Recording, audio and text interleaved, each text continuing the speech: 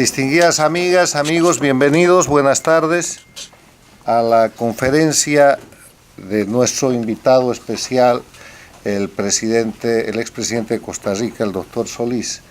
Preside el evento hoy día nuestro director, Guillermo Lustó. Están presentes los miembros del directorio, Maurice Ferré, César Vidal, Beatriz Rangel, María Fernanda Egas.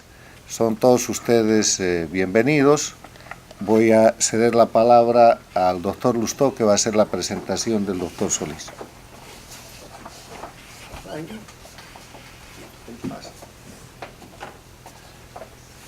Les ruego poner sus celulares en off para que no suframos interrupción. Bueno, buenas tardes a todos y muchas gracias por acompañarnos. Como ustedes saben, el Inter-American Institute for Democracy fue creado hace 10 años en una coyuntura realmente diferente, circunstancias diferentes, y el objetivo específico del instituto fue promover las instituciones y los valores de la libertad en toda América Latina. El tema fue precisamente que en ese momento América Latina era la que aparecía en peligro como la región inestable, y era en la que prestábamos especial atención. Por eso que el tema de hoy, que es el porvenir de América Latina, la perspectiva que tiene América Latina en un futuro inmediato, es un tema muy caro al instituto. Pero este evento además tiene una característica muy especial por el invitado que tenemos, que es el expresidente de Costa Rica, el doctor Luis Solís Rivera, que además es hoy profesor invitado en la Universidad Internacional de la Florida, y corona, y es una de las raras excepciones de un político que tiene una muy activa carrera académica, como lo fue el doctor Hurtado, que también es miembro del instituto. Y es para nosotros una satisfacción tener a alguien que reúne las dos características, un político exitoso y un académico relevante. Así que eso es muy especial para nosotros.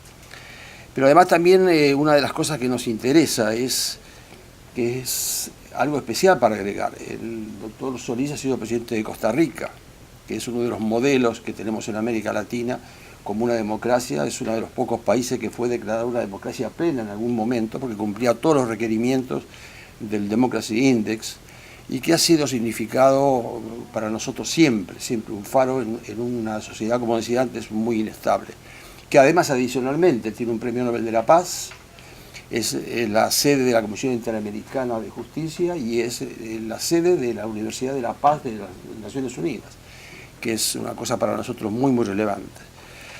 El presidente Solís es egresado en Historia de la Universidad de Costa Rica en 1979 con honores académicos.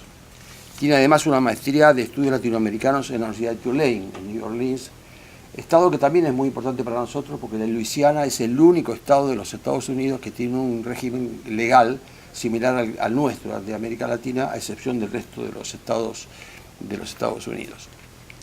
Yo tengo una larga relación con Costa Rica, a través de personajes con el cual hablábamos con el doctor Solís, el doctor Fernando Fournier, que fue canciller y embajador, y con la doctora Elizabeth Odio, que es miembro de la Comisión Interamericana de Justicia.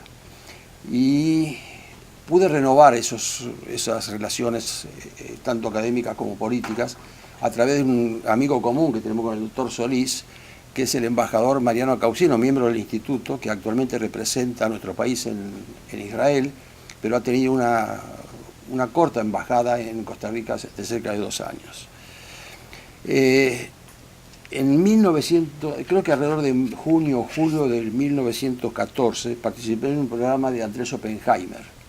Y en el programa el tema central era una muy rara decisión de un presidente que recién asumía y cuya resolución establecía que prohibía que su fotografía estuviera en las oficinas públicas. Este fue el tema de discusión. Y era un ataque al personalismo, que era el que afectaba a América Latina en todo, una de las facetas realmente peligrosas de la democracia. Y yo creo que en esta década, donde la democracia aparece como algo incierto, como algo que todavía estamos intentando definirla, consolidarla frente a enemigos que aparecen por todos lados, en forma de populismo, en forma de otras sociedades más complejas. Y lo que estamos esperando, en el sentido claro de que la democracia solamente está en peligro cuando la damos por consolidada. Y en consecuencia hay que defenderla todos los días y consolidarla todos los días. Y lo que esperamos es que ese presidente, que tomó esa actitud de prohibir su fotografía en las oficinas públicas, hoy desde la carrera académica, consolide la democracia en América Latina y contribuya para que ello ocurra. El doctor Luis Solís Rivera.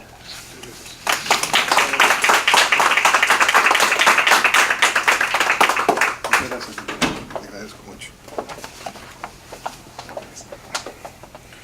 Muy buenas tardes para todas y todos, y quiero agradecer esta oportunidad que me brindan de conversar un rato sobre el tema extraordinariamente interesante de los posibles escenarios para el futuro inmediato de América Latina. Agradezco especialmente al doctor Lustó y a los miembros del board de este instituto por esa invitación y por la labor que realizan junto con ustedes, que son quienes le dan contenido con su presencia y aportaciones al trabajo que ellos realizan, su liderazgo extraordinario, por este esfuerzo, un esfuerzo que, como bien señalaba don Guillermo, no debe de ser olvidado, a pesar de los avances que ha habido en la región en temas de su desarrollo democrático. Además, esta tarde tengo la sorpresa agradabilísima de tener en el auditorio a una de mis más queridas maestras en mi escuela primaria, maestra de piano además, doña Victoria Sanz, quien vive aquí en Florida y a quien veo y a su familia, y me alegra mucho tener esa oportunidad porque la quiero entrañablemente y que me acompañe hoy me da fuerzas adicionales y me obliga a ser bastante más preciso en mis observaciones. Así es que le agradezco mucho que esté aquí a la niña Victoria, como cariñosamente le digo. Creo que es un momento oportuno para hablar sobre los escenarios que enfrenta América Latina, desde México hasta Argentina, incluyendo la situación en las islas del Caribe.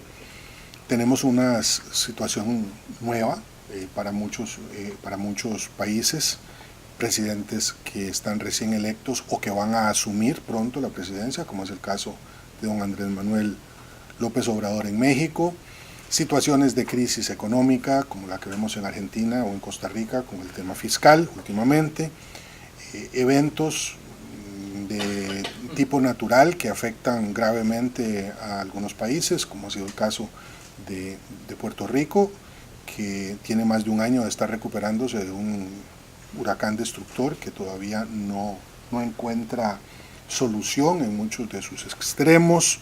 En fin, uno podría hacer una larga lista de razones por las cuales es oportuno hablar de América Latina. Así es que muchas gracias otra vez por esta posibilidad.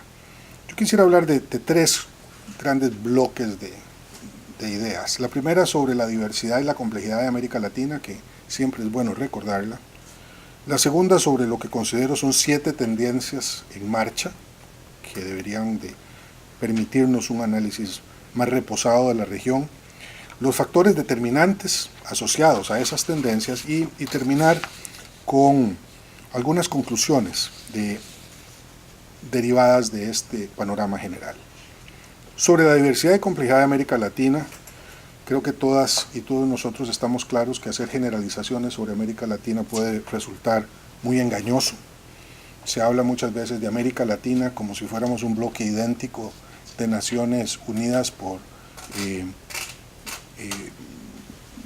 tradiciones comunes, y que si bien es cierto existen y son parte de un espíritu que compartimos, también no deberían ocultar las diferencias que son descomunales.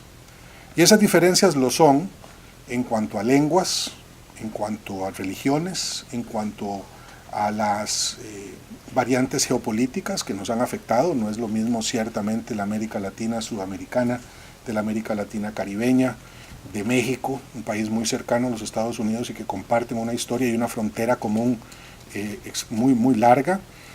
No es lo mismo un país que tiene tradición española, de un país que tiene una tradición portuguesa, de un país que tiene una tradición inglesa o francesa, en fin. Ese primer factor me parece importante, el cultural. El otro tiene que ver con las grandes diferencias económicas tanto entre países como al interior de los países. En un país continental como Brasil no es lo mismo vivir en Sao Paulo que vivir en el nordeste. En México no es lo mismo vivir en Chiapas que vivir en Monterrey. E incluso en países más chicos, como pueden ser los centroamericanos, no es lo mismo vivir en la zona de Quetzaltenango, en el caso de Guatemala, o en la ciudad de Guatemala, o en la frontera entre Guatemala y El Salvador. En Costa Rica lo mismo, no hay una relación directa entre las consideraciones de política pública que se hacen en la costa del Caribe respecto a aquellas que se hacen en el Pacífico Central o Norte, y claramente las condiciones en que viven los habitantes de fronteras y costas en muchos países es muy diferente a las que tienen los habitantes que viven en las capitales. Lo mismo se puede decir con respecto a las edades y al género. Hay una América Latina de jóvenes y una, como son la mayor parte de los países de la zona andina, que todavía tienen en algunos países de Centroamérica, en donde hay una población joven muy grande, o los países que tienen una población de personas adultas mayores que están creciendo, en donde ya el bono demográfico no existe. Ese es el caso de Argentina, Uruguay, Costa Rica, y en donde el tema de la persona adulta mayor y las necesidades que estas personas tienen desde el punto de vista de las ciudades, por ejemplo, en donde viven, desde el punto de vista de los servicios que necesitan, de la morbilidad que tienen, el tipo de enfermedades que padecen, etcétera, son muy diferentes a países donde tenemos jóvenes que todavía representan el 40-45% de la población y cuya longevidad no se verá hasta más o menos dentro de 50 años. Para efectos de la pensión, para efectos de atención médica, para efectos de educación, son poblaciones además en donde ya los adultos mayores no nos consideramos, yo estoy entrando a esa categoría, no nos satisfacemos con sentarnos a ver un programa de las caricaturas de Walt Disney, del Pato Donald. Son poblaciones que pueden ser mucho más productivas también. Entonces hay una diferencia importante. Y la otra, que también hay que reconocer, es la América Latina de las mujeres versus la América Latina de los hombres. No es la misma, en donde las mujeres siguen siendo discriminadas. Ahora veremos por qué es muy importante el tema económico y el empoderamiento de las mujeres en esa materia. Y no es lo mismo una en donde la población de mujeres está íntegramente defendida por sistemas de justicia, por ejemplo, que las protegen, de aquellos países en donde no. Y por supuesto están las condiciones geográficas que son muy distintas. No es lo mismo vivir en un país mediterráneo, como puede ser Paraguay, a vivir en una isla como puede ser República Dominicana, compartida además por un país de origen francés. Entonces, quería traer a colación este tema de las grandes diferencias. No digo que nos separan, pero sí que nos condicionan, porque hablar del futuro de esa América Latina tan diversa es muy complejo y puede llegar también, ya no solo a ser engañoso, sino a ser riesgoso y llevar a pintar escenarios irreales, porque no es lo mismo hablar del futuro de Brasil o de algunas ciudades del Brasil que hablar de las de Guatemala o de las de la zona andina. Ahora, habiendo dicho lo anterior, sí quisiera proponer 7 tendencias que me parecen importantes como factores que tienden a repetirse de forma distinta, pero finalmente evidente en toda la zona. El primero, que ha sido, no están ordenados por prioridad ni por importancia, pero el primero que ha sido mencionado ya muchas veces, lo sabemos quienes como don César ha estado permanentemente analizando el tema desde una perspectiva más de análisis, más profunda, es el crecimiento de las clases medias en América Latina. Hay una reiterada mención de esto en los documentos del Banco Interamericano de Desarrollo.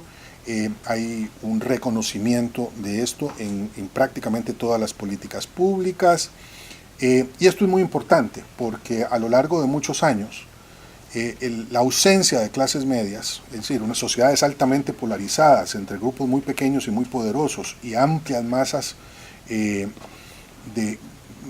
pobres y de gente excluida, había hecho que la implicación de esa condición de las políticas públicas llevara a situaciones de mucha inestabilidad y en algunos casos de mucha violencia. El crecimiento de estas clases medias a lo largo de los últimos 25 años, como un proceso que se deriva directamente de las nuevas condiciones políticas en la zona, es muy importante, pero tiene sus vulnerabilidades. Tiene vulnerabilidades y también tiene un potencial muy grande de generar turbulencia. Y me explico. En cuanto a la vulnerabilidad, porque dependiendo de cómo se defina una clase media, es muy fácil crearla. Es decir, si de lo que estamos hablando son de grupos de ingresos bajos a los cuales se les inyectan artificialmente, por decir algo, $100 al mes en algunas sociedades latinoamericanas, eso es suficiente para que cambien de estatus. Y entonces pasan de ser pobres a ser clase media baja. Pero es una clase media baja muy artificial. Los programas llamados focalizados de apoyo social, que fueron muy generalmente aplicados en América Latina en los años 90, tenían esa condición. Pero así como se hace muy rápidamente a un ciudadano pobre, a un ciudadano de clase media, también si le quitan esos $100 vuelve a la condición anterior. Entonces la medida de la condición social no puede ser solo el ingreso. Ahora vamos a ver cuál puede ser una importante aportación para evitar eso. Pero hay una segunda vulnerabilidad de las clases medias. En este caso tiene que ver con lo exigentes que son. Quienes estamos acostumbrados a vivir en esas clases medias amplias, especialmente en países como Estados Unidos, en donde la clase media es realmente una mancha que se extiende de formas muy diferentes, pero en donde por lo general las personas tienen capacidad de inversión, tienen una casa propia, pueden ir a la escuela, tienen servicios de salud. Algunas veces los servicios de salud son nacionales, otras veces son privados, pero que tenemos acceso a estas condiciones, digamos, de vida decente. También somos muy exigentes. Somos exigentes en cuanto a la existencia de los servicios y estamos muy exigentes con respecto a la calidad de esos servicios. Y en tiempos de las redes sociales, en tiempos de tecnología de la información que permite la divulgación y el conocimiento de manera muy generalizada, la insatisfacción de estos grupos que exigen más servicios y de mejor calidad se puede convertir en un factor determinante para la inestabilidad en muchos lugares. Entonces no solamente basta con mejorar el ingreso de las clases medias, también hay que mejorar la calidad de vida, la condición de vida de ellas. Y esto tiene un potencial, digamos, de turbulencia en algunas sociedades muy importante. Y más todavía, si un gobierno crea una clase media con un sostenido esfuerzo financiero, crea la expectativa de que ahora esa población es de clase media y después se las quita. Ahí el riesgo es doble, no solamente porque no se satisface la expectativa misma, sino porque también se viene un proceso de desconsuelo y de frustración ante un estatus que no se sostuvo. Pero bueno, primera tendencia que se mira en toda la región, el crecimiento de las clases medias. El segundo tema que empezamos a ver ya después del año 2012, 2013, en prácticamente toda la región, es un crecimiento económico recuperado, gradual, pero evidente. Después de la crisis del 2008, que nos afectó mucho a todos los países de América Latina, no tanto por los ajustes que se habían hecho en los 90 como los países europeos y a los propios Estados Unidos, el crecimiento económico nuevamente pareciera empezar a producirse. Y este mejoramiento gradual de la economía está permitiendo que una región que en promedio estaba creciendo dependiendo de la zona otra vez, entre el 1% y el 2%, si acaso, empieza a experimentar ahora números que rondan el 3% del PIB por año. Esto es muy bueno, tiene mucho que ver también con la recuperación en los Estados Unidos, que sigue siendo nuestro principal socio comercial, pero es una recuperación insuficiente.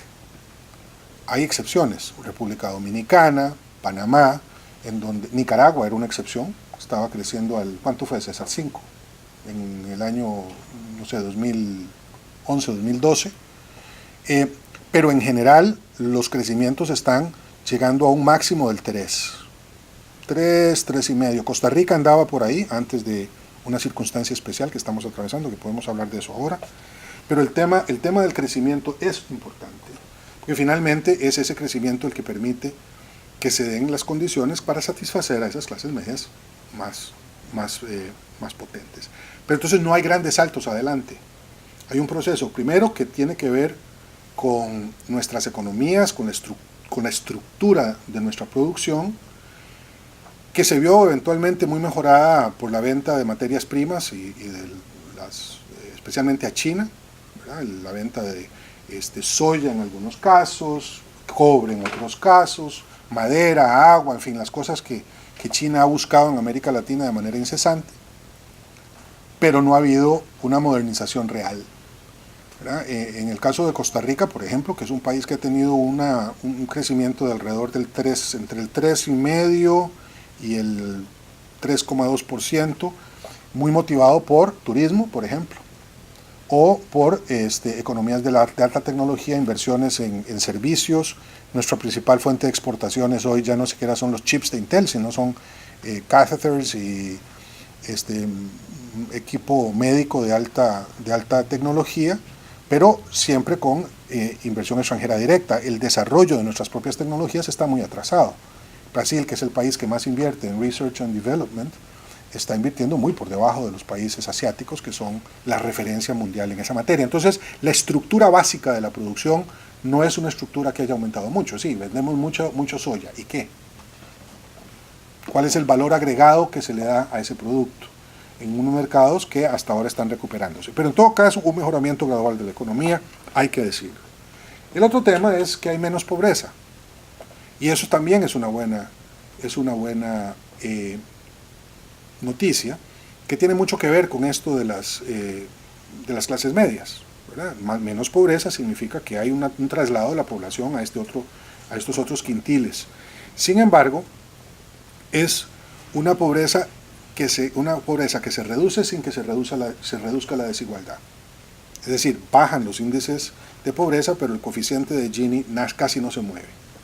Y eso alude a un tema que en sociedades desarrolladas es importante, tiene otra vez que ver con la clase media, y es la capacidad que tienen las naciones de mayor desarrollo económico de convertirse en sociedades que son móviles en su condición de vida. El upward mobility, que ha sido siempre un factor decisivo en Europa Occidental, en los Estados Unidos, en Japón, en donde las sociedades son capaces de mover a la gente, se convierten en trampolines. Ahora veremos cuáles son esos trampolines, pero en todo caso, menos pobreza, sin embargo, no menos desigualdad. El otro tema, la cuarta tendencia, es la democracia. Lo decía muy bien don Guillermo Lostó. América Latina es un continente fundamentalmente democrático, excepciones las hay. Pero cuando se llegó al fin de la historia de Fukuyama, el lugar en donde se miraba con mayor optimismo la posibilidad del desarrollo democrático era aquí. Y esa condición de la democracia, que había sido capaz de sobreponerse a décadas de dictadura militar, que cambió mucho la cara de América Latina en cosa de 15 años, 3 lustros, que pasamos de ser un continente fundamentalmente dominado por dictaduras a otro en donde fundamentalmente estábamos disfrutando del pluralismo democrático, parecía no solamente incuestionado, sino incuestionable. Bueno, ahora tenemos una situación en donde se mantiene, creo, de forma bastante cierta, la democracia como el sistema más generalizado de organización política en el hemisferio, pero empezamos a mirar algunos problemas que reflejan que la democracia es más o menos superficial y que las instituciones democráticas, que son finalmente aquellas que sostienen a los regímenes verdaderamente democráticos, están siendo o mal utilizadas, o claramente manipuladas, o están sufriendo un deterioro rápido y grave, en el caso de Venezuela, en el caso de Nicaragua, pero también en otros lugares en donde, si bien es cierto, no se ha llegado a un punto de crisis como en esos lugares. Cuba la dejo allí porque sabemos que el modelo se aparta mucho, excepcionalmente, del resto de América Latina.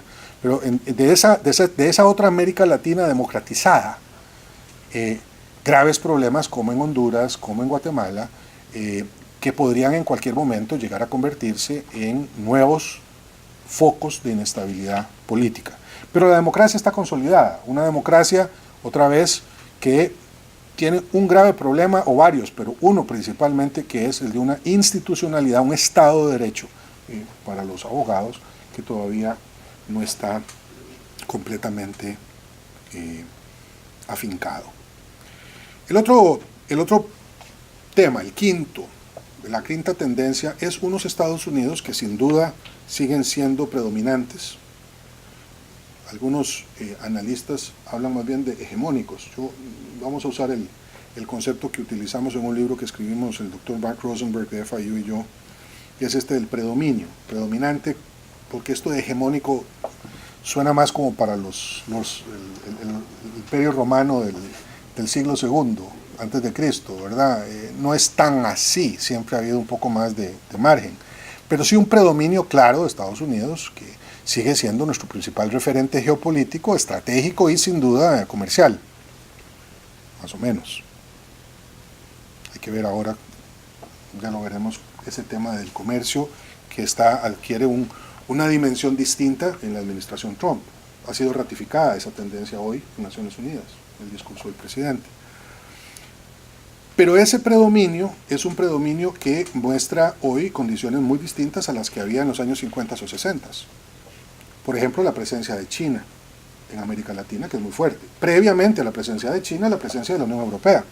En realidad, la presencia de la Unión Europea, hoy aludió el presidente en Nueva York a la doctrina Monroe. En realidad, la doctrina Monroe se murió en el momento en que Europa interviene en la crisis centroamericana, haciendo uso por primera vez de la política exterior común. Y esto fue en el año 83, 84. Pero ahora hay una fuerte presencia, además, con intereses estratégicos que están puestos sobre la mesa, colocados por estos competidores, que se ha vuelto más evidente. Hoy los Estados Unidos en América Latina invierte más desde el punto de vista del sector privado, menos desde la cooperación económica, que se ha reducido significativamente. Muchas de las justificaciones para esa reducción son las que he dicho: países que están estables, políticos, están creciendo, tiene una clase media alta. Esta trampa de la clase media es muy complicada, por lo que les decía. Si ustedes miran los ingresos, entonces uno dice, sí, mejoró.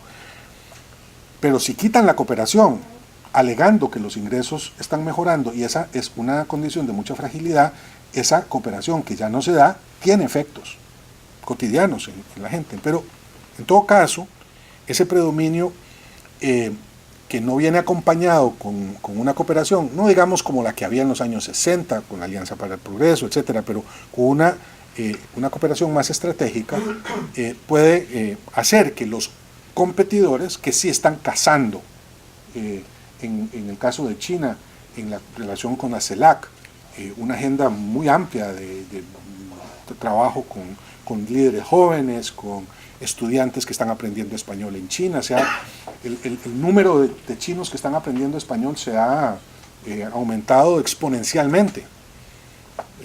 Las universidades occidentales que están en China, incluida FIU, no sé si la Universidad de Miami, pero FIU sin duda tiene ya marcan ese acompañamiento con una nueva realidad que además es incuestionable. O sea, China será, porque ya lo es, pero lo será más todavía, una potencia mundial de primer nivel en la segunda mitad del siglo XXI. La sexta tendencia tiene que ver con todo el tema del cambio climático.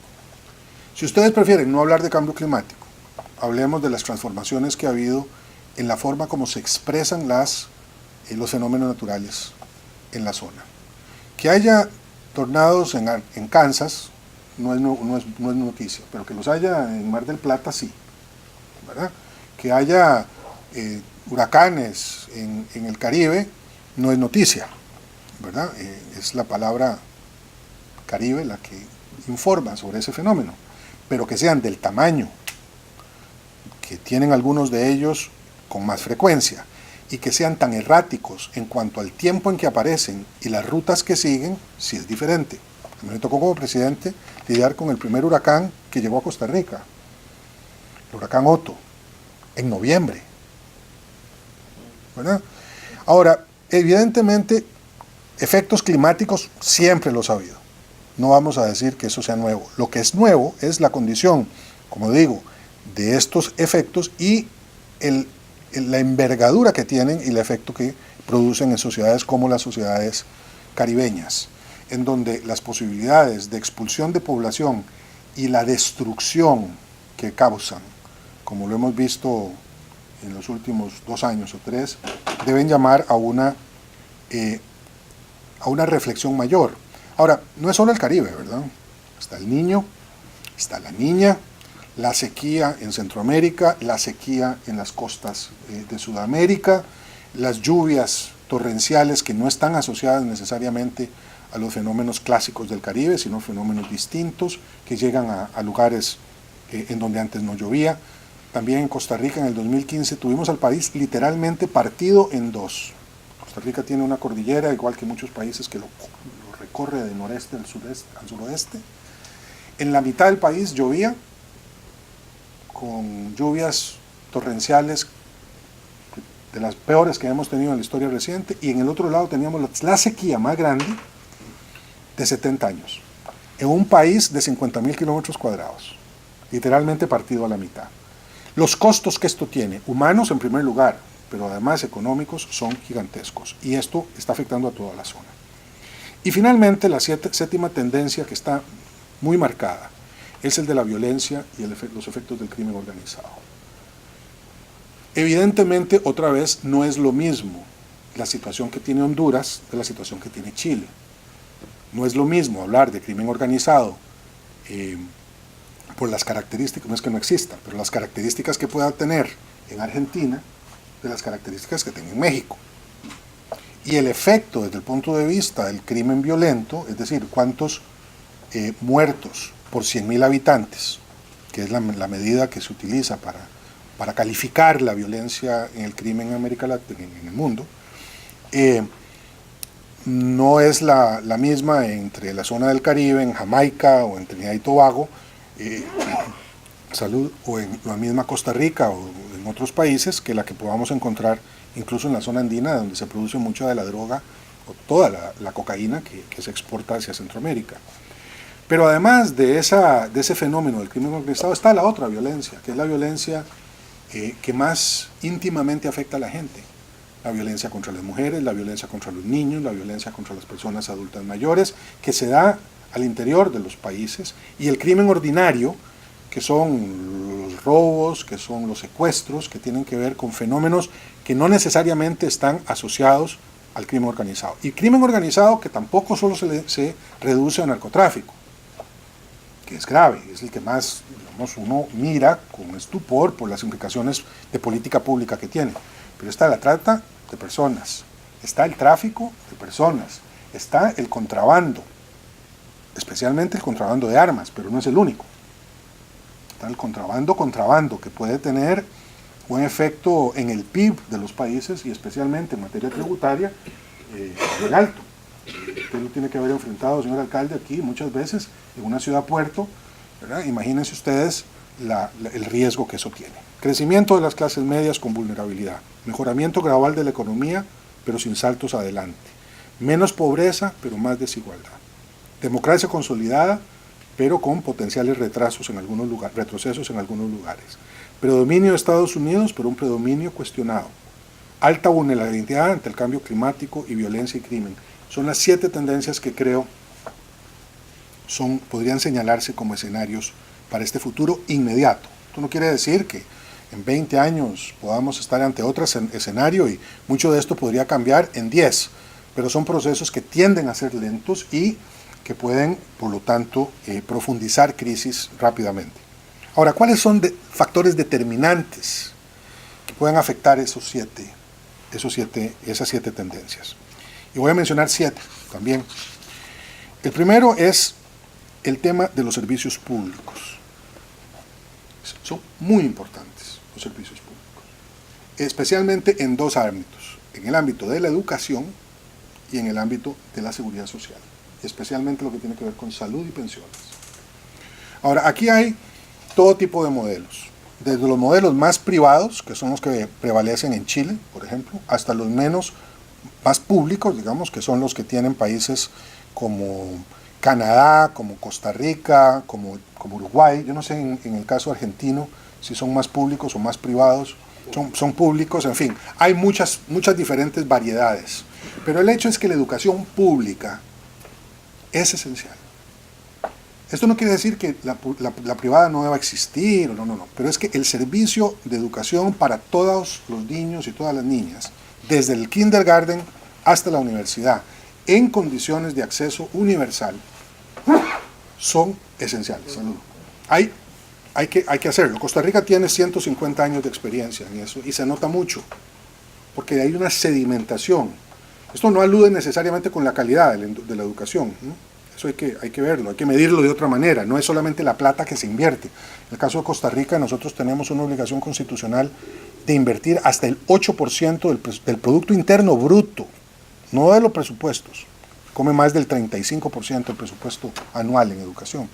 Es el 8% del presupuesto bruto, del Producto Interno Bruto. Estamos hablando de que China gasta el 4%.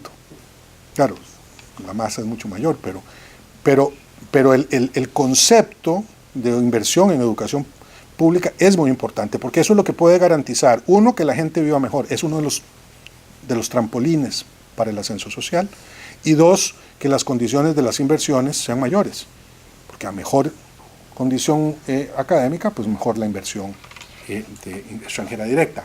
Entonces, y en el tema de salud también, hay una correlación directa entre la condición de salud de las personas y su capacidad para producir y su capacidad para ser más felices, que al final de cuentas la política también es para eso. Segundo tema, factor determinante, es la calidad de los mercados de trabajo. El empleo es lo que puede hacer que efectivamente las clases medias no sean frágiles. Al final de cuentas uno sale de la pobreza si tiene un buen empleo, y generalmente tiene un buen empleo si está bien educado y si está sano. Y la condición del mercado laboral es muy importante. Lo que la OIT llama el empleo decente, que es un empleo que respeta los salarios mínimos, pero que también respeta las condiciones importantes de la producción y de la competencia.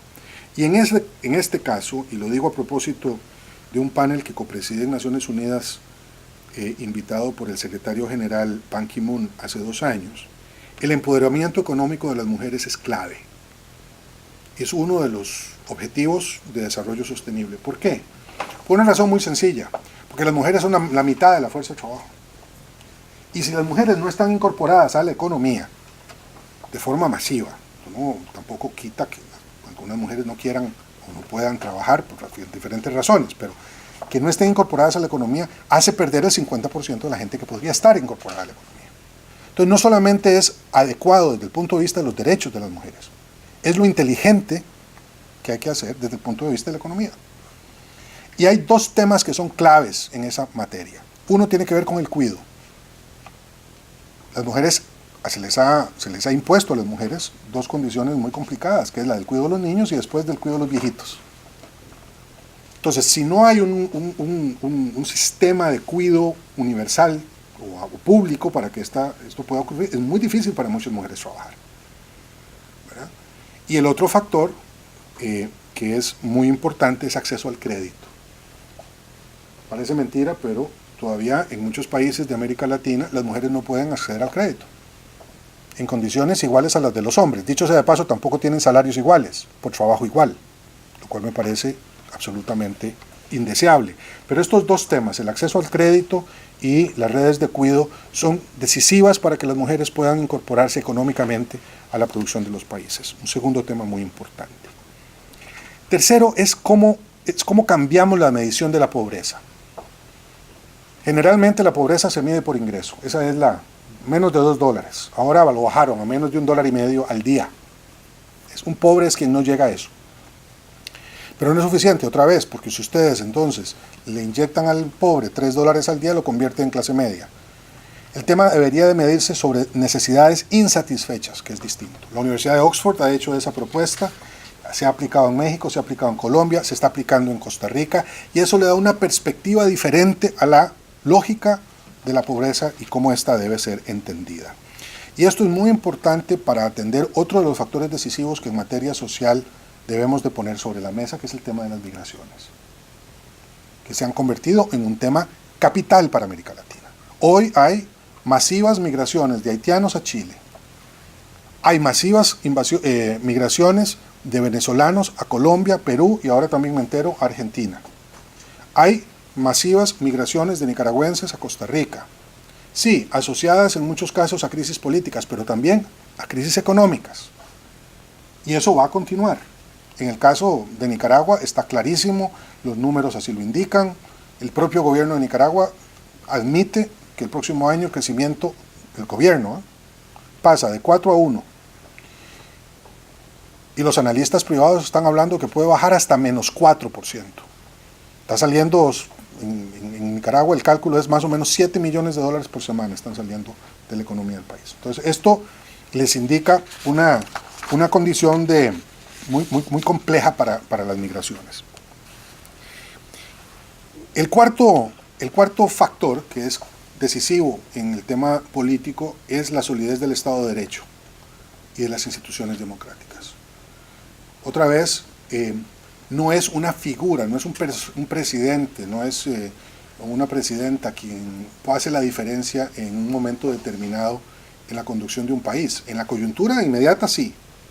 No es lo mismo ser corrupto que no ser corrupto, no es lo mismo tener sentido común, que es el menos común de los sentidos, que no tenerlo. No es lo mismo tener a una persona que es un irresponsable y un demagogo que otra que... O sea, sí, en política el liderazgo es muy importante y el liderazgo se basa en condiciones que son personales. Pero son las instituciones que están más allá de las personas. Es lo que queda cuando las personas se van.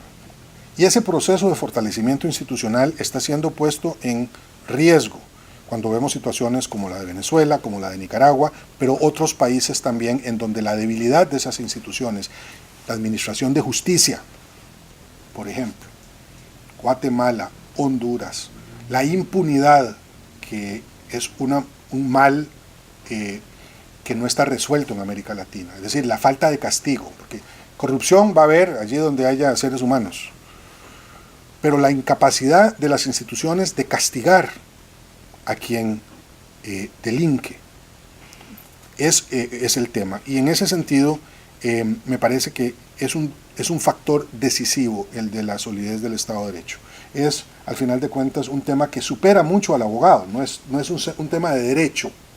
El Estado de Derecho es más un fenómeno que alude a la distribución del poder y a la forma como éste se administra que al tema de los derechos únicamente. El otro tema es el de los factores de política internacional.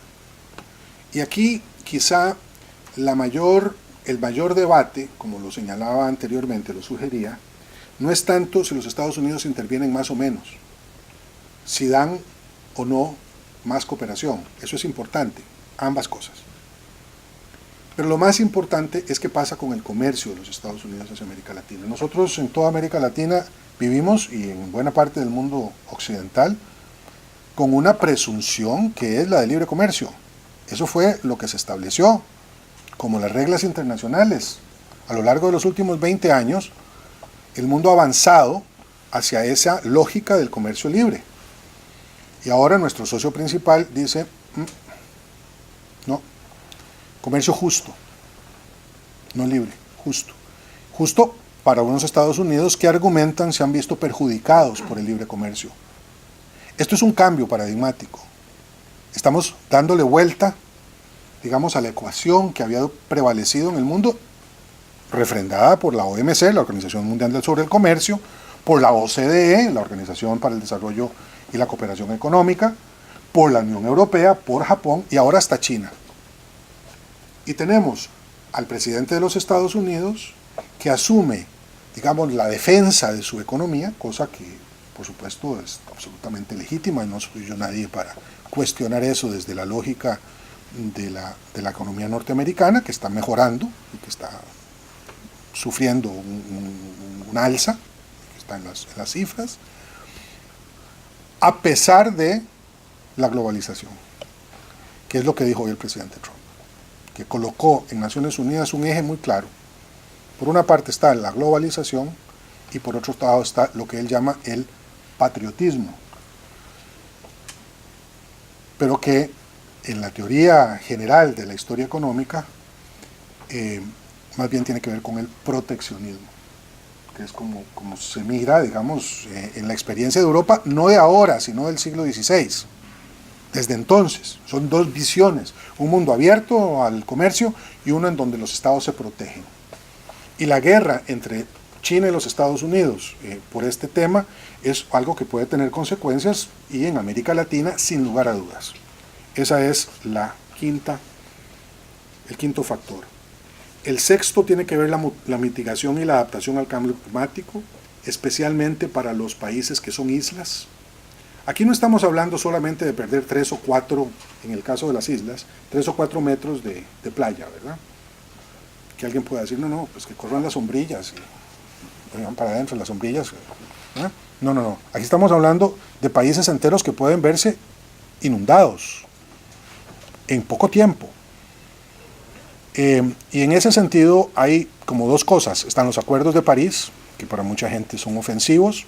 Bueno, si no quieren hablar del acuerdo de París, pues no hablamos de los acuerdos de París, pero habrá que tomar algunas decisiones, muchas de las cuales los países de América Latina no van a poder controlar, porque somos los que menos contaminamos y los que menos aportamos en huella al cambio climático.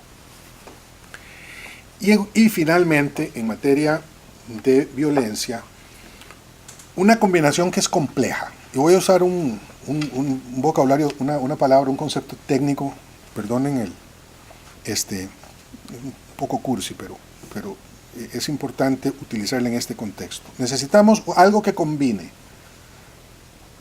mejor represión con mayor prevención. Por represión, no es la represión de derechos humanos y cosas de esas, ¿verdad? No estamos hablando de Duterte en Filipinas. Es la represión democrática del crimen y de la violencia. La obligación que tienen los estados de defender a su población frente a quienes agreden a esa población, a sus bienes y a sus vidas por medios ilícitos. Esa represión, que está colocada principalmente en las fuerzas de policía, tiene que mejorarse. ¿Cómo se mejora? Bueno, se mejora con más inteligencia, intercambio de inteligencia me refiero, no inteligencia, también la otra es importante, pero más intercambio de inteligencia, mejor equipamiento, mejor educación de los policías, más control para que no se corrompan, mejores salarios, en fin, lo que hace que una policía, no perfecta, pero de muy buena calidad, funcione en favor de la sociedad democrática. Eso significa también más cooperación entre los países que se ven afectados por el narcotráfico. Estamos haciendo un gran esfuerzo desde hace ya muchos años entre Centroamérica, México y Colombia, por ejemplo, para lograr mejores índices de control. La mala noticia es que no es suficiente. Y todo eso, mejor inteligencia, mejores equipos, mejores policías, mejores salarios para los policías, etcétera, no han logrado detener el narcotráfico. Hoy Costa Rica, lo digo para no citar otros ejemplos que puedan ser ofensivos para otros países, captura alrededor de 70 toneladas de cocaína, como 20 a 22 toneladas, 23 toneladas de cocaína por año. Es un montón de cocaína. Pero ¿cuánta pasa? Y Costa Rica, junto con Panamá, capturan más cocaína que toda Centroamérica, el resto de Centroamérica y México juntos. Y esto lo digo porque claramente es insuficiente. Ustedes van a ponen toda la flota, la séptima o la cuarta flota de los Estados Unidos en fila en el Pacífico y siempre van a pasar. por distintos fenómenos. Ya ahora sabemos que tienen que ver con mercado, también como tiene que ver con la producción que ha aumentado, ahora lo vamos a ver de manera desquiciante en Colombia. Entonces, ¿cuál es la combinación que deberíamos aspirar y que me parece es el séptimo factor decisivo? Es lo que yo llamo más prevención. Atender mejor los factores que hacen que la exportación de drogas ilegales sea exitosa. Esto significa fundamentalmente trabajar con jóvenes en barrios urbanos marginales que tienen acceso a armas de fuego y que están desempleados. Esas son 4 condiciones que sabemos, entre las pocas que sabemos los académicos, que inciden en mayores índices de violencia. Porque son la mayoría jóvenes, hombres, entre 19 o menos, 15 y 30 años, que viven en barrios urbanos marginales, no en el campo, en los barrios de las ciudades, que no tienen empleo y que tienen acceso a armas. Eso significa cambiar, señor alcalde, la lógica de la construcción de las ciudades. Usted sabe lo que es eso, a usted le tocó. Significa más parques, significa más deporte, significan más luces en las ciudades, significan integraciones diferentes de los barrios, no hacer más guetos, sino generar condiciones de conectividad entre las diferentes zonas. Lo ha hecho muy bien Medellín, en el caso de Colombia, lo han hecho muy bien algunas de las ciudades de Brasil. No sé cuál será el caso en Miami, no lo conozco, tengo apenas un mes y medio de estar aquí, pero las ciudades en donde se es exitoso luchando contra el crimen organizado es porque se logra darle ese contenido. Y también más contenido en educación, ¿sí? Más DARE, como decimos en América Latina, programas como esos, más integración familiar. Pareciera que ha sido decisivo en el caso de Nicaragua, por ejemplo, el tema de la integración familiar. En Nicaragua hubo una gran, porque la policía nicaragüense durante muchos años lo fue, desafortunadamente hoy es una vergüenza lo que estamos viendo ahí, la acción de la policía, pero había logrado controlar el fenómeno de la violencia de los mejores en América Central. Y pareciera que eso tenía que ver con una policía más cercana a la población, la policía que conoce a los vecinos. Entonces, este tema de más prevención me parece esencial. Nosotros hemos hecho una inversión con el Banco Interamericano de Desarrollo en Costa Rica para la construcción de lo que llamamos centros de paz en los barrios urbanos marginales, que son centros realmente comunitarios en donde los jóvenes aprenden piano, aprenden danza, donde se aprenden oficios, donde en la noche está abierto aquello para que los jóvenes puedan ir a jugar básquetbol, para que puedan jugar minifútbol. Entonces, una combinación más importante. Y esto me lleva a las conclusiones, que son 5 principalmente. 1, que cuando uno ve los problemas de América Latina y los compara con las potencialidades de la zona, se da cuenta lo rico que es. Sí, sigue siendo una región extraordinariamente próspera, o potencialmente muy próspera y extraordinariamente rica en lo natural y en lo humano. Lo que pasa es que esa región sigue teniendo niveles de estabilidad política y de crecimiento económico muy desiguales y muy irregulares, ¿verdad? Si nosotros vemos las curvas de crecimiento de América Latina, no tienen un comportamiento relativamente estable en su crecimiento o en su decrecimiento, sino que tienen ciclos muy cortos de picos que hacen que la inversión sea muy difícil, que la producción sea muy alta, que sea muy cara, la producción cueste mucho hacerla, que la competencia sea muy imperfecta. Entonces, ese es un segundo tema. El tercero es que seguimos siendo muy vulnerables en lo económico, vulnerables en lo político, vulnerables en lo ambiental, y obviamente todo eso tiene implicaciones de política pública. Eso no solamente es un tema del sector privado, que tiene un papel esencial que jugar en la producción del empleo, principalmente porque es el sector que más empleo produce, no es el Estado ni el que lo hace ni el que debe hacerlo, el empleo. Pero esta vulnerabilidad es muy grande, es decir, esta superficialidad de los logros de la zona. Logramos cosas, pero son muy, muy, muy epidérmicas, no son profundas, no están arraigadas. Y después, el otro tema es que hay algunos desafíos que son impostergables en el ámbito de la política que no están siendo atendidos, y podemos hacer algunas precisiones. Ya advertí sobre la debilidad de las instituciones democráticas, pero hay otros: la corrupción, las políticas públicas de mala calidad que afectan a una población muy grande, ¿sí? que no son gratis, como alguna gente dice. No es gratis, son pagadas, se pagan con impuestos, pero son políticas de mala calidad. Y esto está haciendo que surjan con mucha facilidad estos personajes a quienes se les califica de populistas, que con mucha facilidad pueden convocar a esas poblaciones sobre la base de su insatisfacción.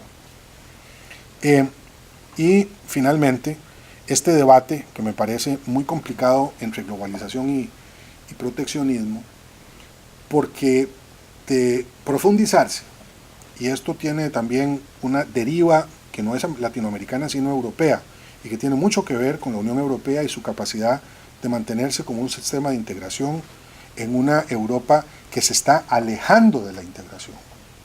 Hoy mismo veíamos algunas referencias a las que hacía alusión el presidente, que precisamente van en la línea inglesa del Brexit.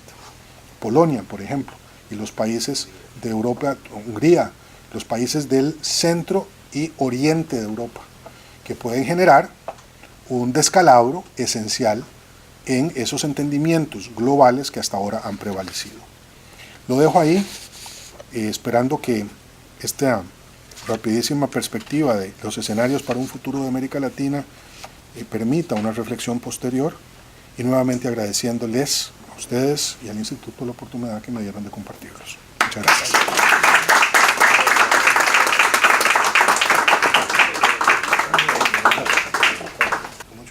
En la medida que yo escuchaba iba tomando notas y tengo más o menos unas 215 preguntas. Tengo unas 215 preguntas para hacer, porque cada uno de los temas que ha tocado son temas que nos preocupan a todos y que estamos viendo. Ha sido un repaso excelente respecto a lo que ocurre en América Latina, y creo que esto amerita que en algún momento del año que viene podamos tener un panel para discutir algunos de estos puntos que usted ha planteado, que son muy, muy importantes, y creo que debiera ser una visita recurrente a este instituto para seguir discutiendo el tema. Yo me quedé con un par de preguntas que no creo que valga la pena hacerlas ahora, pero una, por ejemplo, es cuando usted se refiere a la clase media o a la pobreza, yo creo que en realidad la palabra que habría que haber aplicado es que tenemos una pobreza estructural, que no tiene que ver con los ingresos, tiene que ver la falta de acceso de una enorme cantidad de población a los servicios de justicia, de educación, etc. Y el otro tema que me queda pendiente entre las 15 preguntas es la crisis de la educación. Hoy no sabemos ni para qué educar, ni cómo educar, ni con quién educar, porque el futuro del trabajo en el mundo es el gran problema que tenemos. No creo que por la globalización, sino por la tecnología. Y para poder tener acceso a los trabajos que se están perdiendo por la tecnología, debiéramos tener una educación de carácter superior, que no la tenemos. Entonces yo diría que hoy le agregaría a las que usted ha dicho el tema de que la pobreza debe ser vista como un problema estructural, que tenemos que prestar una especial atención a la educación, que no la tenemos. Y el otro problema que me gustaría plantear es cuando usted a último momento tocó el tema del populismo. Es un tema sobre el que trabajo, y yo creo que debemos plantearnos si el populismo está naciendo por las deficiencias que la democracia tiene, o si es la democracia la que no puede hacerle frente al populismo. Y creo que eso es un tema de fondo, y me gustaría seguirlo discutiendo con usted. Sí, claro. Muy bien, eso es lo que quería aportar. Muchas gracias a todos. Si es que alguien quiere hacer alguna pregunta, alguna observación, sí. No, pero que te responda, y luego yo tengo un par de preguntas que quisiera lanzar. No, sin duda, muy pertinentes todas ellas, y pues, queda mucha cosa en el tintero. Sobre el tema de la educación, yo he sido profesor, soy hijo de profesora, soy discípulo de profesores y soy padre de profesores. Entonces, para mí el tema de la educación es un asunto de cotidiana importancia, porque mi casa tenía esa carga, no digo karma, porque soy de vocación maestro. Y sin duda, el desafío de la educación, y nuevamente de la educación pública, porque generalmente la educación privada tiene otros parámetros, y también podemos discutir de eso, pero contrastada con la cuarta revolución industrial, que es lo que tenemos a las puertas, plantea un escenario verdaderamente complejo. O sea, estamos hablando de países, muchos de ellos en América Latina, en donde la población que asiste a la escuela secundaria es bajísima. Es decir, el número de años que pasa un joven latinoamericano en aulas es muchísimo mayor en promedio que el de otras regiones del mundo. Y esto plantea una situación muy difícil de resolver para acercar a nuestras poblaciones a ese punto donde puedan responder a los desafíos de esa cuarta revolución industrial, que está basada principalmente en acceso a la tecnología, a alta tecnología.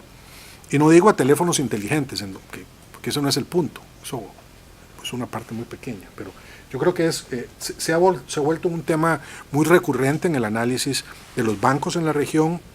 Hay instituciones como el Inter-American Dialogue ya que tiene grupos de trabajo absolutamente dedicados al tema de educación y grupos de investigación para ver cómo es que se puede hacer. Eso por un lado.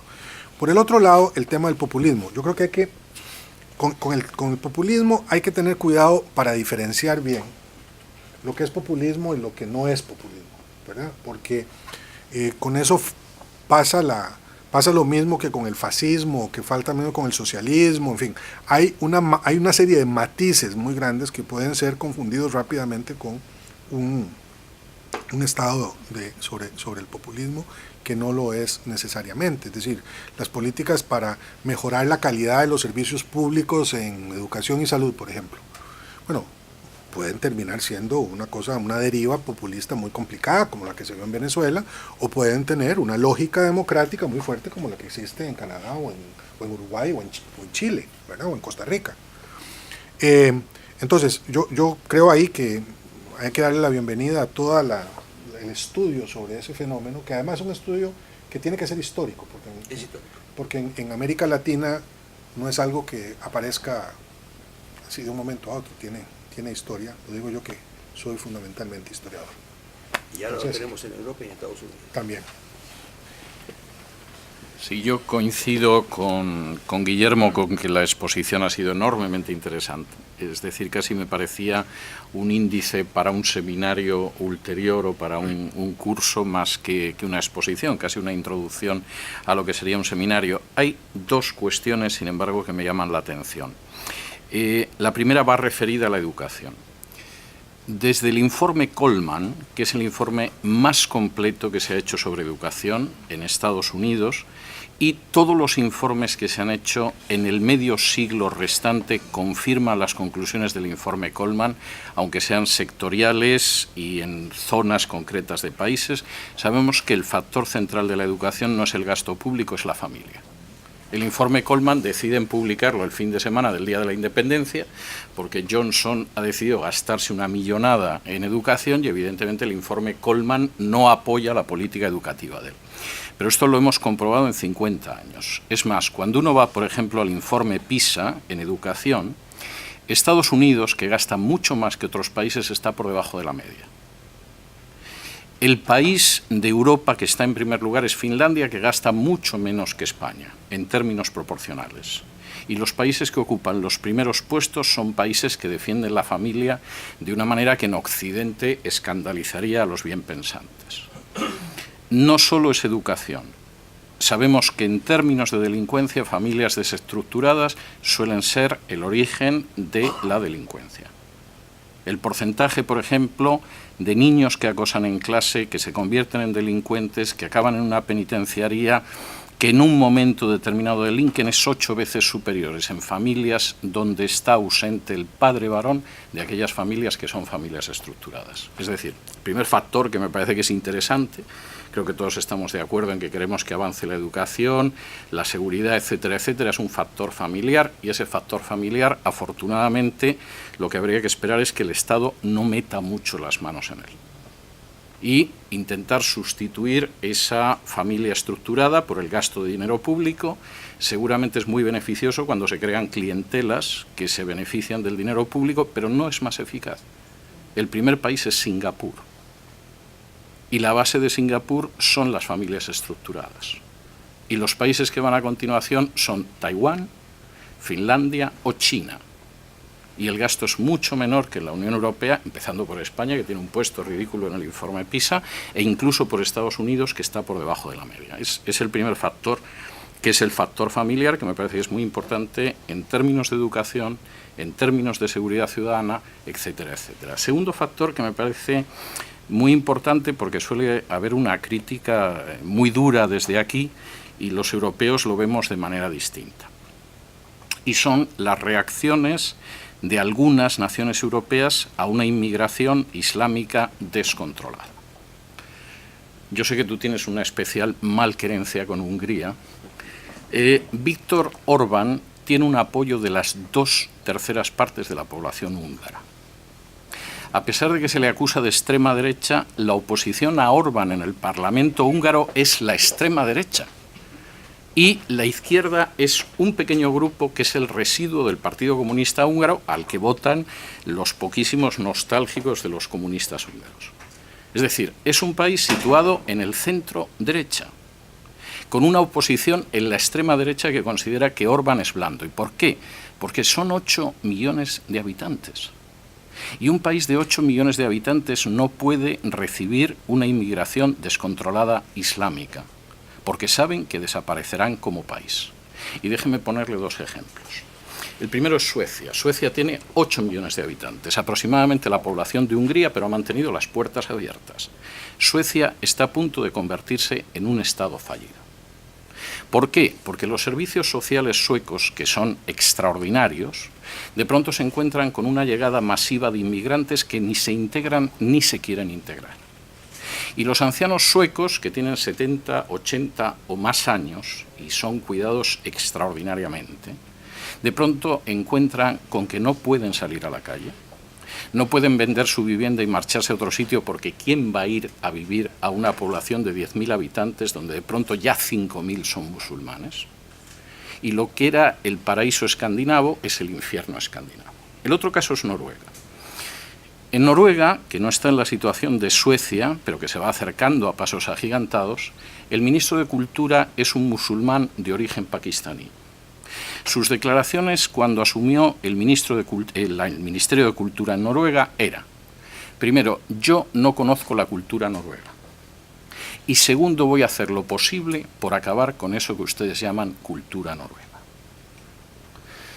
Esto a lo mejor hay gente que le encantará, van a desaparecer los noruegos, a fin de cuentas un país pequeño, que han tenido algún compositor, pero en fin, tampoco, y fiordos y cosas de este tipo, pero no mucho más, y hay gente que a lo mejor considera que los inmigrantes musulmanes van a acabar con ellos y eso va a ser una conquista de la humanidad, pero hay que comprender que los noruegos no lo vean así. De modo que el problema en Europa no es un problema de falta de integración, es que es imposible esa integración. Y posiblemente uno de los estudios más interesantes que se han escrito en Francia, que ya tiene ciudades como Marsella, que se parecen más al norte de Marruecos que al sur de Francia, es un estudio que se llama Desintegration, y que está escrito precisamente por uno de los antiguos directores generales del gobierno francés en integración, para decir, no solamente es que no conseguimos la integración de ciertos colectivos, sino que lo que estamos consiguiendo es la desintegración de la sociedad. Problema que no hubo ni con los italianos, ni con los griegos, ni con los armenios, ni con los españoles, pero que sí hay con marroquíes, argelinos, sirios o pakistaníes o turcos. Ahora, en estos momentos Europa tiene un problema que a Dios gracias no se vive a este lado del Atlántico, pero tiene que escoger entre su desaparición cultural, y por supuesto hay europeos que no quisieran ver ese panorama, o finalmente enfrentarse con la idea, triste pero difícil de rebatir, de que hay culturas que son inasimilables. Y en ese sentido no se puede hacer un paralelo con los hispanos en Estados Unidos, ni con los judíos, ni con los italianos, ni con los polacos, ni con los rusos, porque no es igual, no son culturas tan distintas. Estados Unidos es un país, si se quiere, cuyo cañamazo inicial son anglosajones y nórdicos protestantes, pero es un país donde los católicos, latinos, italianos, polacos se han integrado sin problemas, los judíos que venían de Rusia o de la Argentina se han integrado sin problemas, y no es el caso de Europa. Y en ese sentido, intentar comparar la situación de Europa con la de Estados Unidos o incluso países de Hispanoamérica, pues es de alguna manera intentar equiparar las peras con las manzanas. Sí, una pregunta de verdad, cortica. El presidente, en las últimas investigaciones tienden a asignar la designación de clase media a todas aquellas familias que puedan disponer del 30% de sus ingresos en gastos discrecionales. Porque eso significa que tienen cubiertos, con el otro, con el 70%, tienen cubiertos todos los gastos, educación, comida, no sé qué más, y el 30% discrecional significa que pueden tener libertad para consumir cosas que no necesariamente son esenciales para su mantenimiento o supervivencia. ¿Usted está de acuerdo? ¿Qué piensa usted de esa definición? Perfecto, sí, señor. Vamos a hacer una ronda de preguntas. Muy bien. Sí. Presidente, yo le voy a hacer un planteamiento que llamaría absolutamente criollo por ser víctima como venezolano de lo que usted sabe que pasa en nuestro país.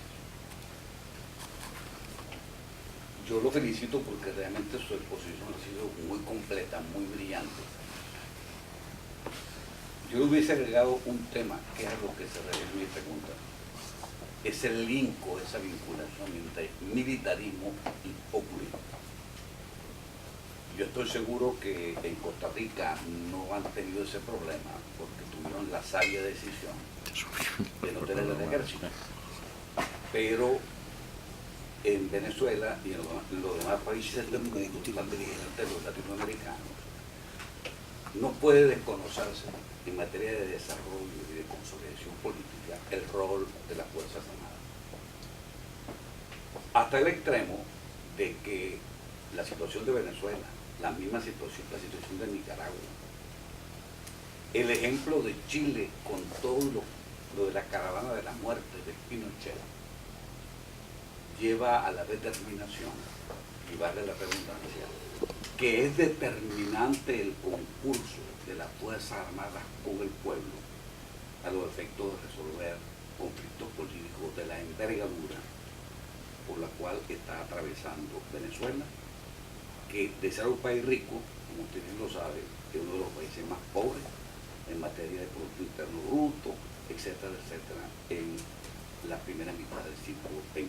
En consecuencia, pues yo agregaría a su brillante exposición esa concurrencia necesaria entre el soldado y el pueblo a los efectos de rescatar la institucionalidad en aquellos países donde se rompa, porque como usted lo ha mencionado, cuando el Poder Judicial, que es garante de la constitucionalidad, no opera, evidentemente pues las Fuerzas Armadas son las únicas que pueden ejercer la rectoría a los efectos de la resolución de conflictos de esa. Chilelo.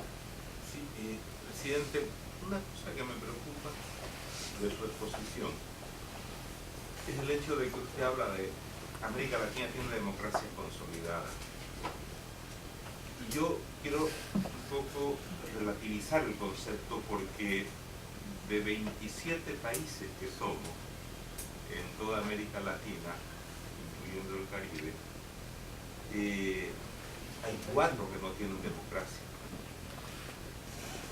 Yo estaría de acuerdo con ese concepto a finales del siglo XX y comienzos del siglo XXI, pero desde que Cuba logró amplificar su sistema a través de lo que ellos llaman el socialismo del siglo XXI, ya hay 4 países que están totalmente consolidados. El caso de Venezuela, el caso de Nicaragua, bueno, el caso de Cuba, digamos, lo bueno entre los 4, y el caso de Bolivia, que pareciera que no existe en el mapa mundial de la democracia o la dictadura, porque se ignora totalmente, ¿no? Entonces, creo que es importante ver de que eso significa casi el 15% de los países de América Latina que no tienen democracia. Entonces, yo diría, antes se había consolidado, pero hoy día vemos un pulpo que va avanzando. No sabemos qué va a pasar con Brasil, no sabemos cuál va a ser el futuro de algunos países que están ahí, yo diría, en la orilla de caer. O sea, pensábamos de que había decaído, digamos, el socialismo del siglo XXI, pero yo creo que todavía, digamos, no es un enemigo vencido para quienes creemos que la libertad, la democracia. En esta sala vemos 3 exiliados bolivianos. 3 exiliados bolivianos, o sea, sobre de 1.200 que habemos diseminados en todo el mundo, y de casi 60 o 70 presos políticos que existen en Bolivia, y hoy día el presidente de Bolivia dice que es su derecho humano reelegirse de por vida. Sí, por favor, joven. Señor presidente, bueno, sé que en Costa Rica algunos de los industrias mayores es el ecoturismo. ¿Qué crees que el turismo va a tener, cuál efecto crees que el turismo va a tener a las economías latinoamericanas que no está soportando el ecoturismo en el futuro? Con mucho gusto. Bueno, rápidamente para pasar el vinito que nunca cae mal. Yo sigo pensando que, como decía el doctor Lostó, en la mejor medición sobre la condición y la calidad de la estructura social de un país, más que por el ingreso o el gasto, en este caso gastos discrecionales, debe ser sobre la medida de necesidades insatisfechas. Es decir,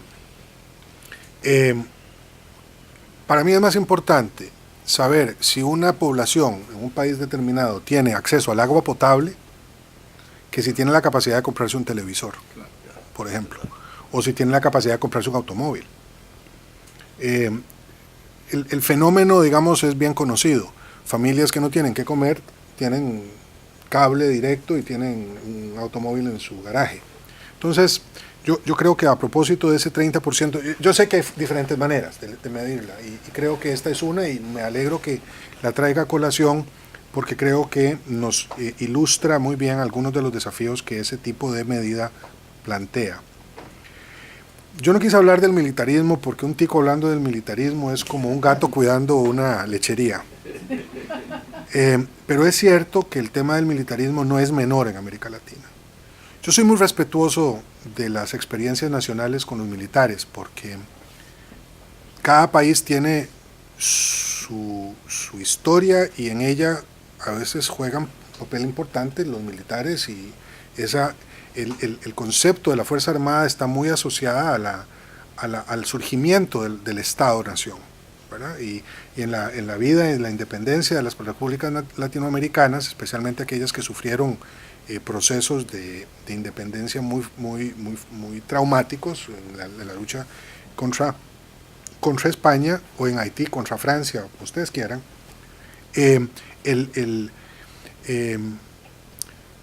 la perspectiva sobre el ejército, si uno la cuestiona, pues ofende. Hay países, y yo creo que justificadamente, miran en el ejército el defensor de la institucionalidad y la soberanía, y el no haber tenido fuerzas armadas o abolirlas, como fue el caso de Costa Rica en 1948 y consolidarla en la Constitución de 1949, no solamente es una rareza, sino puede ser visto como una imprudencia, ¿verdad? En algunos casos se nos acusa de no haberlas abolido, que tenemos policías que son soldados. Eso no es así. No existe un esprit de corps en nuestra policía, ni nada que tenga que ver ni remotamente con una Fuerza Armada. El problema es que si no se limita el papel de las Fuerzas Armadas, la experiencia latinoamericana tiende a ser muy lamentable. Es decir, la forma como al final la Fuerza Armada se comporta es parte del problema y no parte de la solución. Yo no quiero llegar a conclusiones sobre situaciones inmediatas en estos momentos en países como los que han sido mencionados aquí, donde la Fuerza Armada podría convertirse en el último bastión, digamos, de la institucionalidad que siempre se alega como el motivo principal para dar un golpe de Estado, ¿verdad? La experiencia latinoamericana es lamentable en esa materia. Yo preferiría que sean los estrados judiciales internacionales o locales allí donde puedan ser invocados y no los cuarteles los que definan si el pueblo ha sido soliviantado en su voluntad de expresión soberana. Pero admito que llega un momento en donde ese último recurso constitucionalmente en muchos países está a la mano. El problema es cuando la Fuerza Armada se da la mano por debajo de la mesa con los gobiernos o corruptos o irresponsables o con fuerzas que al final tampoco promueven la democracia, y me parece que desde ese punto de vista hay que tener mucho cuidado si se invoca al militar como el salvador de la democracia. Pero eso lo dice un tico. Eso lo dice un tico que no tiene ejército y que no cree en los ejércitos como factores que consolidan democracias. Ahora, sobre el tema de la consolidación democrática, yo concuerdo con usted en el sentido de que existen hoy ejemplos, que son esos que usted ha mencionado, en donde la presunción a finales del siglo XX no está de ninguna manera siendo efectiva. También mencioné que hay otros países en donde la vulnerabilidad institucional es tal que podríamos ver descalabros democráticos como ya los hemos preludiado en algunos momentos. En Honduras hubo un golpe de Estado. En Guatemala hay una situación muy delicada desde el punto de vista de las instituciones de la democracia. Cuando yo hablaba de democracias consolidadas, y gracias por llamar la atención sobre el tema, me refería a un cierto consenso en la región, en donde seguimos pensando que la democracia mayoritariamente, seguimos pensando que la democracia es quizá el más imperfecto, pero el imperfecto, pero el más perfecto sistema que tenemos a la mano para resolver nuestros problemas. Y el único, ¿perdón? The only game in town. The only game in town. Pero hay otros games in town que hay que mirar y resolver, porque el problema de los other games in town that are not solved es el malo ejemplo que producen. Y en ese sentido, así como muchas democracias convocan a más democracias, algunas malas o fallidas tienen el efecto de, ¿cómo es que se llama eso? Del vidrio roto. En un barrio que si se crea un vidrio y no se cambia, todo el mundo empieza a tirarle piedras a la casa y tal y cual, y entonces al final tenemos una situación descontrolada. Y finalmente sobre el ecoturismo. El ecoturismo en Costa Rica ha resultado una muy buena alternativa al turismo de playa, digamos, que es más o menos el que hay aquí. La gente viene a la playa, que tiene un ecosistema, digamos, muy vinculado a esa lógica. Hay países en América Latina que lo han desarrollado muy bien: México, Cancún, República Dominicana, Bávaro Beach, y ese tipo de Brasil también, con las grandes playas brasileñas, etcétera. Pero encontramos a principios de los años 90 un nicho en el mercado para el turismo, eso llamado ecoturismo, que es un turismo más vinculado al aprecio de la naturaleza, por un lado, y al turismo de aventura, que es la segunda versión de eso. Turismo de aventura es kayaks, es rafting, los ziplines, todo ese tipo de cosas, que ha tenido un éxito muy grande y que se ha difundido en muchos lugares. Costa Rica no es el único. Hay países que en África desde hace décadas desarrollan el tema del turismo ecológico con los safaris, ya no para matar animales, sino para tomar fotografías. En fin, uno puede encontrar ahí tiene una ventaja ese tipo de turismo, y es que si se hace bien, puede ser muy democratizador del dólar turístico.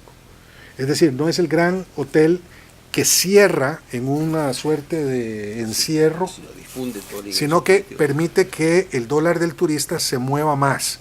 Si usted llega a un hotel todo incluido, tu experiencia va a ser la de la playa en ese hotel, el cual además te da toda la comida, te vende todas las artesanías, te trae y te lleva al aeropuerto del cual partes y entras al país, con una concentración muy grande de los recursos que principalmente son aprovechados por transnacionales del turismo. Son las grandes cadenas europeas, norteamericanas, latinoamericanas de turismo.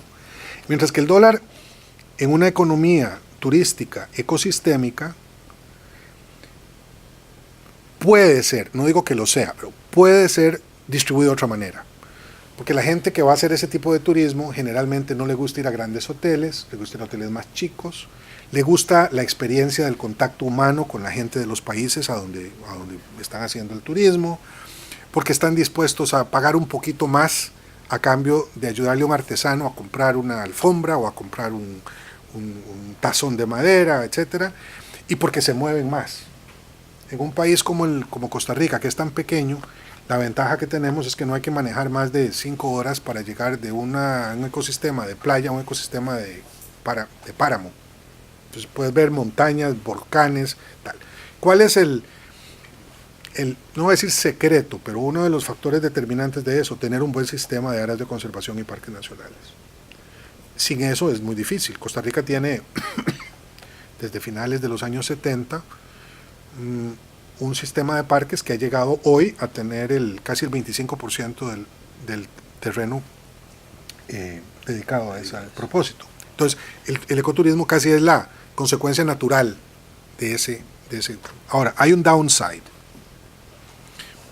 que yo he tenido que padecer como presidente y que desafortunadamente lo traigo a colación porque creo que es un tema que vale la pena, y es que cuando se tiene un país o un sistema tan rico y tan exitoso de conservación, en algún momento puede entrar en conflicto eso con la producción y con la gente, porque hay un montón de gente que no está metida en turismo, sino que lo que hace es que pesca o que utiliza los recursos naturales para su supervivencia. Estamos hablando de poblaciones en costas o en fronteras, que son aquellas zonas en donde hay más parques nacionales. Entonces, el caso típico es el de los pescadores.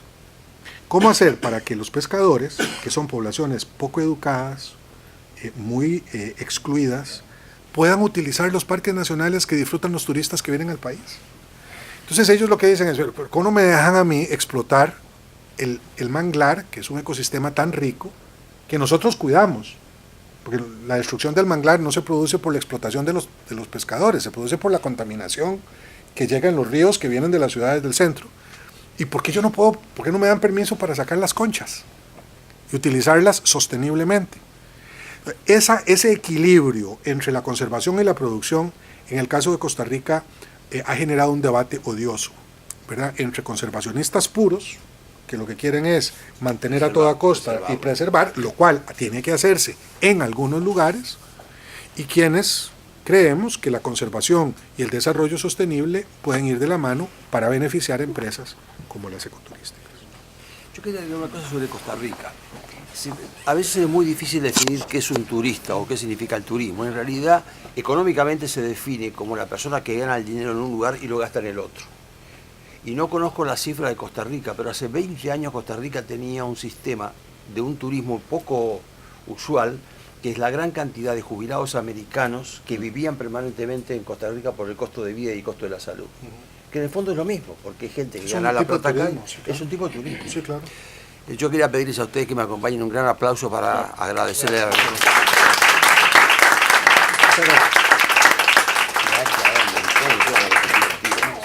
Muy bien. Muchas gracias. Muchas gracias a todos. Buenas noches.